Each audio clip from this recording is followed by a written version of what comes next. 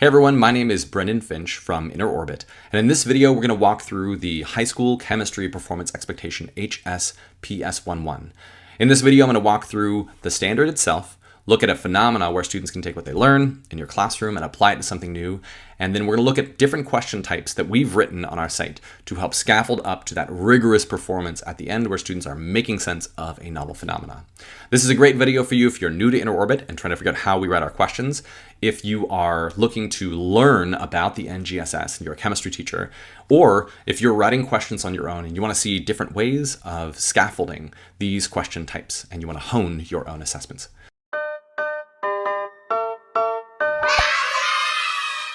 So first, let's start by digging into the performance expectation HSPS11. So in this case, students are asked to use the periodic table as a model to predict the relative properties of elements based on the patterns of electrons in the outermost energy level of atoms. The SEP, the three dimensions that are pulled together into that PE, are developing these models where students use a model to predict systems or relationships in systems or between systems. And then they need to understand that atoms have substructures and that the periodic table organizes those atoms truly based on the repeating or patterns on outer electron states.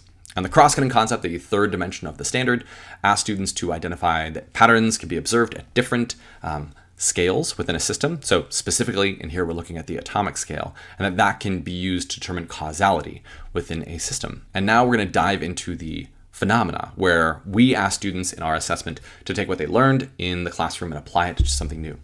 So this phenomena is all about how are these elements getting salty. In this case, we ask students to look at table salt, something that is pretty common. We give them a small description of what table salt is and how the elements are bonded together to form NaCl. We give them Bohr models, a periodic table showing metals and nonmetals, and then finally a periodic table showing electronegativity and the movement from highly and to non-electronegative, or zero to high electronegativity.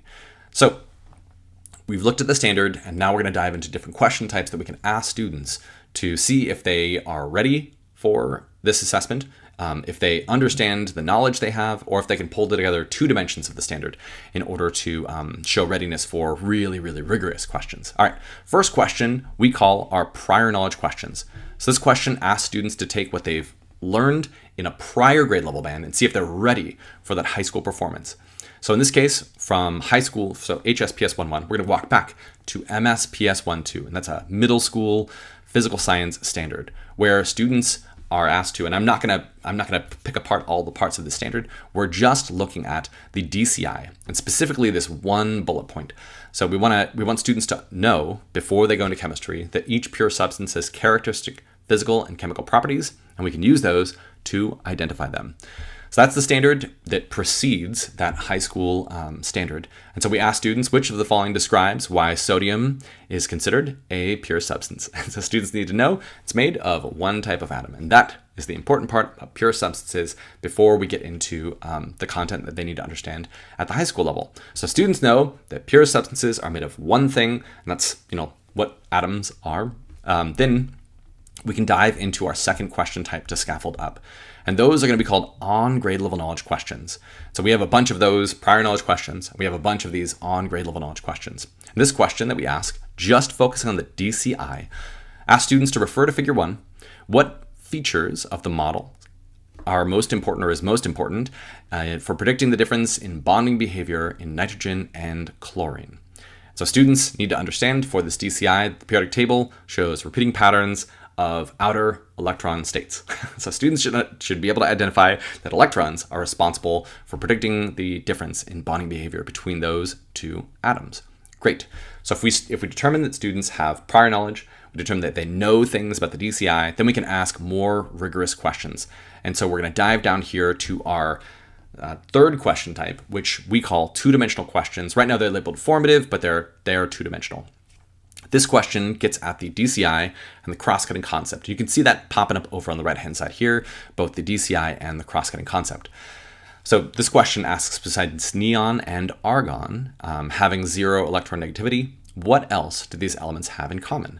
So students have to use their understanding of patterns and use their understanding of the periodic table to show that these have the same number of valence electrons.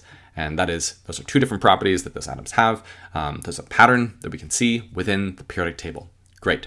So now we've asked about the cross-cutting concept. Now we want to ask about the SEP. So we want them to use models in order to show that they understand the SEP. So we have a few different questions that ask them to use models and use their understanding of the DCI.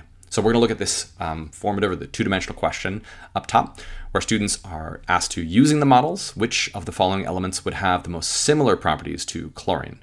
And the answer is fluorine, because it has the same number of valence electrons. And they can see this within the models that we give them and within their understanding of the periodic table. The periodic table is used in two different ways within this phenomena. It is a model for the relationships between these different atoms, and it also serves as a reference point for these patterns, this organization of outer electron states. So super interesting how that can be used in two different contexts.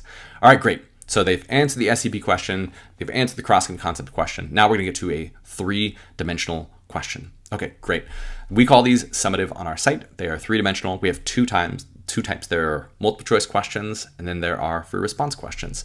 So the multiple choice question asks, so chlorine exists in nature as a highly toxic yellow gas, whereas sodium is a reactive and shiny metal solid. Which of the following best describes why these two elements have such different properties? So the question, or the answer, is that most group 1 and 2 metals have a small number of valence electrons, while most nonmetals have a nearly full outer shell. So in this context, we want students to understand the patterns in the periodic table. We want them to use models in order to show how those patterns come together and how systems are related. And then we want them to be able to identify those patterns at the atomic level in order to answer this question. That's really looking at the valence electrons. That's the big take-home message here, valence electrons. Cool. So if they can answer that question, that's great. That's a three-dimensional question. We find questions like this on standardized tests, but we want them to go all the way to a mastery level question. So on our site, we also have these three-dimensional rubrics that go alongside these questions. And let's take a look at one of these. So this question at the bottom here asks students to construct an explanation that addresses how sodium and chlorine are able to react to form sodium chloride, NaCl table salt. Use evidence from the phenomena to support your explanation. So in this question, students have to explain how sodium and chlorine are related. And they use the models that we give them, the Bohr models within that, and the periodic table to describe how those things are able to bond. And they need to use those models in order to show the relationships between those systems and how those things come together. And then finally, they need to be able to show or describe those patterns within the phenomena and that we explain to them within the periodic table in order to explain how those things are expected to bond. And so it's the valence electrons used in the models and the understanding that low and high electronegativity determine whether something can become a salt when it's bonded.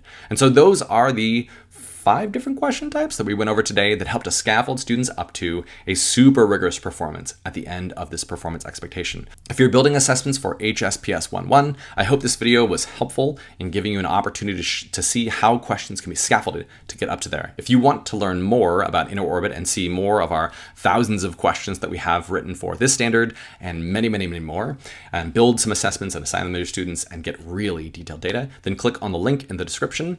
And if this was helpful, leave a comment and let me know what we can do better next time or what thoughts you have around this. And otherwise, I hope you enjoyed this video and have a beautiful rest of your day. Thanks, y'all.